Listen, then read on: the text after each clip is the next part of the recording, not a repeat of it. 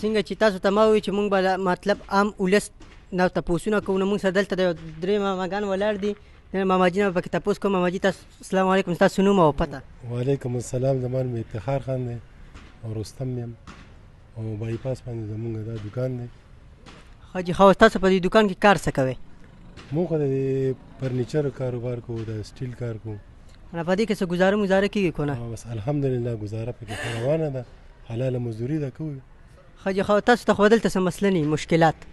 نه الحمدلله د څه باره کې مشکلات یعنی مطلب ټیمې وجه، پولیس وجه، داسې نور څه؟ نه بس ټیمې خو دا چې موږ لکه چونکې ټول ټیکس پیر یو، د ای بي آر سره هم ټیکس پیر یو او د رستم ټیمې چې کوم خپل ټیکس موږ باندې لګولی نو هغه موږ لکه ټول دکاندارانو پیډ کړی دی، لکه ورکړی هم دی.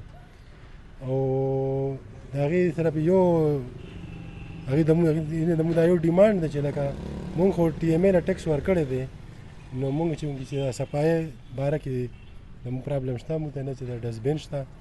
نو اوس دا پته نه چې کیدای شي ټیمې والا سره فنډ نه یا دې سره د سټاف کمي، نو ګورنمنټ ته موږ دا ریکویسټ کوو چې د ټیمې والا فنډ او دې له سټاف دا والا برابر کړي.